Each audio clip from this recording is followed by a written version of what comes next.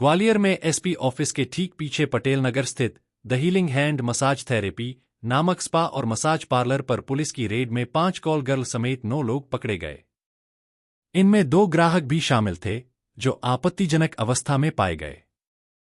Police की पूछताछ में यह जानकारी मिली कि कॉल गर्ल्स को मैनेजर दिल्ली से लाकर ग्वालियर में 1 महीने के कॉन्ट्रैक्ट पर काम पर लगाता था। इन कॉल गर्ल्स को एक कस्टमर से 1000 रुपए मिलते थे और 1 महीने के बाद इन्हें बदल दिया जाता था। पुलिस जांच में यह सामने आया कि ग्वालियर में 4 महीने से यह सेक्स रैकेट चल रहा था। पकड़े गए मैनेजर ने कुछ ही दिनों में यह अड्डा बदलने वाला था, लेकिन उससे पहले ही पुलिस ने रेड कर दी।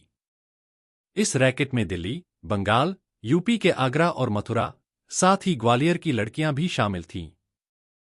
वहीं पुलिस ने आरोपी लड़कियों और लड़कों को लेकर वापस स्पा सेंटर पहुंची है, जहां पुलिस को दोबारा से अपनी जांच पड़ताल में काफी बड़ी संख्या में कंडोम, यूज किए कंडोम समेत काफी आपत्तिजनक चीजें मिली है।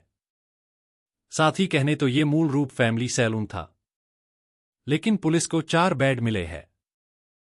साथ ही हर रूम में सीसीटीवी कैमरा, जिस हिसाब से कैमरे लगे हुए हैं, उस हिसाब से ये भी कहा जा सकता है जिस व्यक्ति ने इस सेंटर की सेवाएं ली है, अब उसके आपत्तिजनक वीडियो इस सेंटर के पास है जो उसको आगे पीछे ब्लैकमेल भी कर सकते हैं।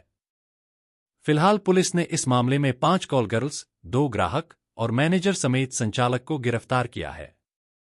जांच में वहां से एक पेटी में आपत्तिजनक सामग्री, मोबाइल, हिसाब किताब की डायरी और नकद रुपए बरामद किए गए हैं।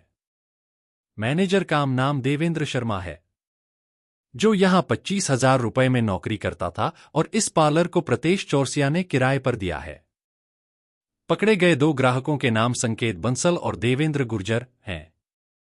क्या सूचना पुलिस को? देखिए, ग्वालियर में जो यूनिवर्सिटी थाना है उस क्षेत्र में कई प्रकार के जो मसाज पार्लर संचालित हैं, उनके बारे में कल एक बहुत ही स्पेसिफिक इनपुट प्राप्त हुआ था कि मसाज पार्लर की आड़ में इनके द्वारा जो इमोरल ट्रैफिकिंग और देह व्यापार किया जा रहा है।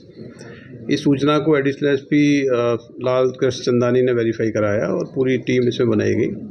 महिला थाना प्रभारी और अन्य टीमों के साथ जब ज्वाइंट वहाँ पर रेड की गई तो वहाँ बहुत ही संदिग्ध गतिविधियाँ मिली हैं। उसमें इमोरल ट्रैफिकिंग में और ह्यूमन ट्रैफिकिंग में एफआईआर महिला थाने में दर्ज हुई है। इस केस में कुल 5 महिलाएं, स्पा सेंटर का जो संचालक है वो और प्रबंधक मैनेजर, कुल 9 लोगों को अरेस्ट किया गया है। अरेस्ट करके इनको भी कोर्ट में प्रोड्यूस किया जा रहा है। प्रोड्यूस करके रिमांड लेंगे।